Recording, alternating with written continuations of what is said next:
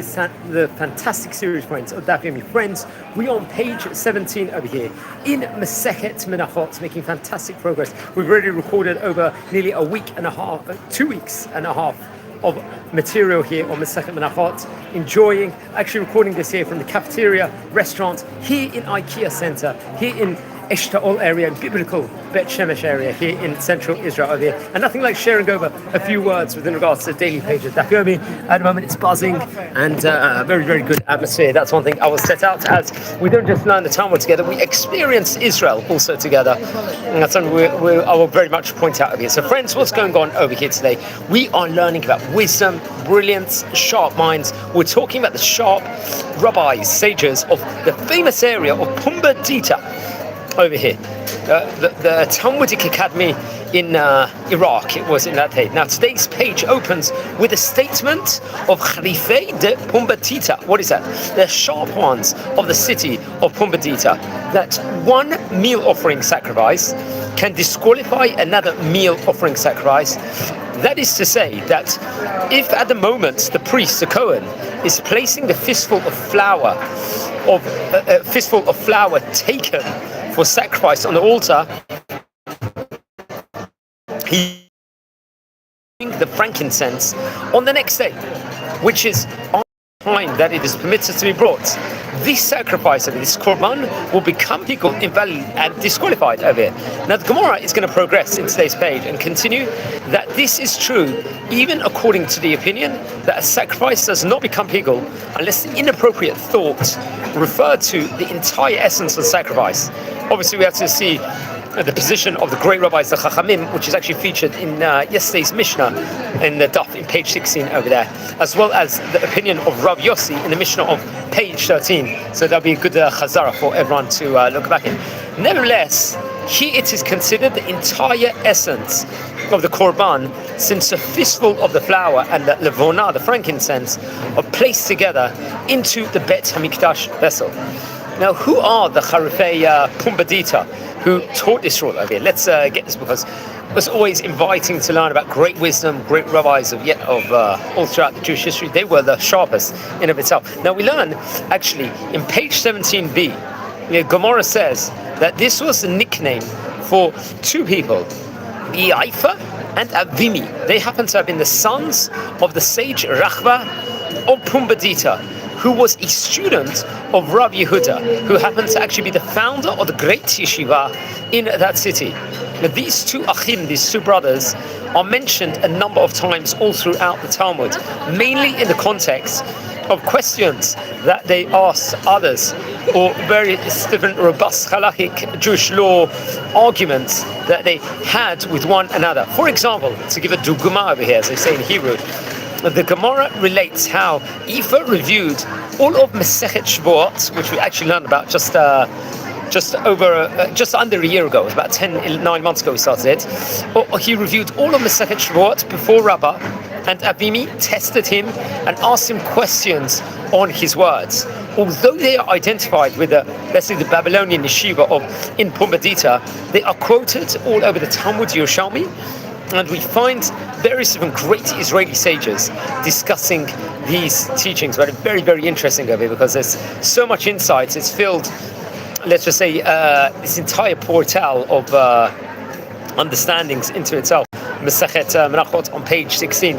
We always like to use classic cells. He's got phenomenal notes over here on this itself. Rabbi Adin Santas. He actually has got the compilation of the Koran set of Gemaras, which I will very much recommend everyone to actually. His notes over here, it's filled with full of different teachings within regards to Gemara, different notes in of itself, and so on and so forth. So I think he's actually released books on all of the various different tractates inside the Talmud. That's something I will very much have to point out over here, various different teachings. And also the Safaria website over there will also feature many of his teachings over, which encompass all the different tractates in themselves. I want to just state over what we learned about yesterday in yesterday's page on page 16, because we did say something on it, but we didn't. I just want to elaborate a bit within regards to that topic. Yesterday we learned all about the topic of inappropriate thoughts while sacrificing a meal offering. We learned already in the introduction within regards to different korbanot, there are different menachot in of itself. So we learned that the rule with regard to meal offerings is that the parts of the offering that are eaten by the priests, the kohanim, are permitted to them only after both the komets, the fistful of flour taken for sacrifice, and the levona, the frankincense, are placed on the altar only at that point in time. The Mishnah on yesterday's page in 16, it spoke about whether having an inappropriate thought about eating the meal offering, that is, let's say planning to eat it when it is forbidden to do so, will this disqualify the offering if it happens only when, let's say, sacrificing just one of these elements? Well, once again, the Chachamim were really speaking about in the previous page also over there, that according to them, it is only if the inappropriate thought occurred during both the sacrifice of the komets and that of the frankincense, the levana, that the offering will become pigul, and the person who eats of it will be liable to receive karet, excision, let's say a heavenly punishment. Rabbi Meir rules that an inappropriate thought during either one of these items would suffice to disqualify the offering. The Mishnah actually progressed, we learned over there, and explained that there were, let's say, some meal offerings that do not include the levona, the frankincense in of itself.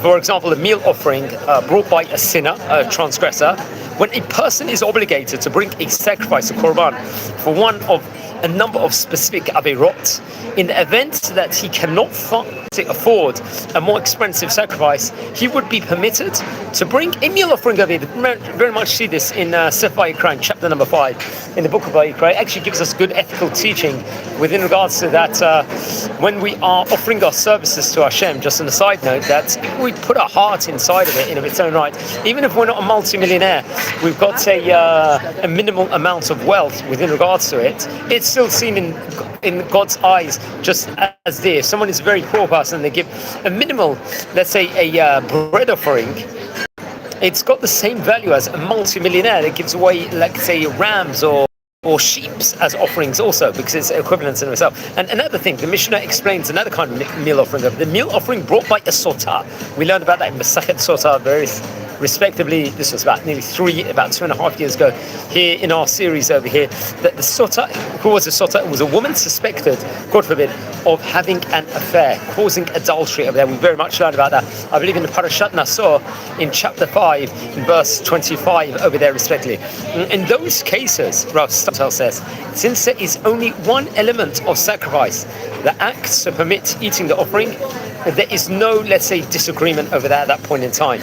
Now, we see in the first Mishnah, actually, in this perek, I think if we go back on chapter 13, which we just mentioned about a few minutes ago, there was obviously a disagreement over there between the famous Rabbi Yossi and the Chachamim, the rabbis, about whether an inappropriate thought about sacrificing, let's say, this frankincense, this levona, would be a problem if it happened when sacrificing the comets or vice versa. Obviously, in yesterday's page, the discussion was, let's say, had a different parameter in of itself, where the thoughts about eating the offering are significant when they occur during only one of the parts of the sacrifice, or if we need over there both elements together. Now, I think according we learned to the sages, the great rabbis of our Mishnah, since the offering cannot be eaten until both the levona, the frankincense, and the comets have been brought, let's say, in order for the offering to become pigul, the inappropriate thoughts we learned would have to have occurred in both over there. So different, let's just say, sciences behind how these sacrifice actually featured over there, and so on and so forth. It's actually a very, very exciting week of pages of the Gemara. We learned so much over here. It's full of lamdut, and just going on the, let's just say, the sharpness of Gemara learning and of Talmudic learning. This week we see it's going to be action-packed. Just to give you a breather of what, from page 16 to page 22, which is very much in the pages this week. We learn many different topics, especially in these two duffers we're learning about today, these 2 pages. We're learning about the relationship between the comets and the levona also, and between the Shavuot sheep and bread in regards to pigul. That's very much what we're concentrating on today. Also, friends, we learn about what constitutes pigul in a meal offering. That's very much centered on today's page of the Gemara here in page, obviously page number 16, 17. We learn about the non-essential details of the mincha sacrifice, the service in itself. We're discussing and grappling with which parts of this service must be done by a Kohen. So, maybe a Yisraelite or a Levite might be able to partake in different things. I was actually learning with my son in Avot Banim just this Motzei Shabbat in regards to different parameters of laws that we do inside the Beit HaMikdash over there. Also, we're going to learn about which part of the altar must this mincha be brought over here. We're going to learn also about the covenant of salt in regard to sacrifices. It's going to be in a couple of times. This is a Brit Melach, respectively. That's very much also, I think, featured in Parashat Vayikra also, respectively, at the start of the book of Leviticus, or the book of Vayikra also. We're going to learn about what does not require salting, and what does require salting in the sacrifices. We're going to learn and grapple with where did the salt come from, and where was it stored, which actual part was it stored. And also finally we're going to learn when one person's comments got mixed up with that of another person's, what do we do over here? If it becomes a ta'aruvot, not like an ideal, let's say, ta'aruvot in of its own right, what do we do in those specific cases over there? That's what we're going to very much grapple with in the pages of the Gemara over there. So very, very interesting, very exciting also, friends, over here. We have to point out, and we're just learning more and more, and just like as a community at the moment, we like to learn about various different topics here inside the Talmud, and making fantastic progress at the moment. That's something I very much have to point out. Now, friends, we're a community here. We are learning every single day within regards to the various different tidbits with regards to the Talmud. We have already recorded on this series approximately of the Daf Yomi in of its own right 1,100 videos. We started, if we recollect, all the way back in Masechet Ketubot more than three years ago and 8 months. So I don't think when we recorded our first video I would have ever imagined that we would be here all these years later, 3.5 years later, still recording on these tidbits. And not just we're recording at the moment, we are going from strength to strength at the moment with fantastic newsers and so on and so forth. So how important, how let's say, how central this happens to me now. Friends, also we're a community here. We don't just record videos on the daily page of Daf Yomi. We are also recording videos over here within regards to tours all over Israel. We recorded a tour in the area of Eshtaol today, this morning, at the time of recording. I'm actually happen to be in IKEA at the moment, so we were fortunate enough to record a tour over there, and we've recorded tours all over Jerusalem, all over Bet Shemesh, and various other places also inside the country, which is always a phenomenal privilege, I have to point out. Also as well as we record videos on the history of great Oriental rabbis of yesteryear. We're trying to formulate an online encyclopedia exploring about great rabbis of yesteryear, and that's something also we are very privileged also to be recording about. At the moment we record videos on the weekly Torah portion also, and also we record videos at the moment. An exciting project, and we're about to go live in a few minutes, is we're recording about the history of various different countries all across the Jewish world, which really shaped up the world in of itself. We are going to record a video in due course about the history of Bosnia, a part 2 with in regards to that in the coming minutes, so watch this space over here. Very, very exciting.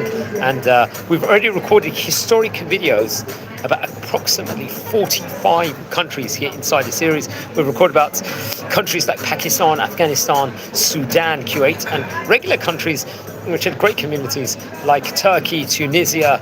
We spoke about Romania, and so on and so forth. So very, very exciting. So watch your space within regards to that. And I think on this note, it's an opportune time to wish everyone a Shavua Tov and Barach. And anyone that's tuning in live, you are new to our community over here, please don't forget to subscribe to the channel. We are nearing a staggering 9,000 subscribers, which is absolute phenomenal achievement over here at the moment. So leave a feedback, any comments you've got. We'd really always appreciate to hear what your thoughts are, and how, if you want us to do something different, we're always open to do new videos also. So I think it's an opportune time to wish you all the Shavua Tov. And everyone, thanks for watching, and be well and take care. Thank you.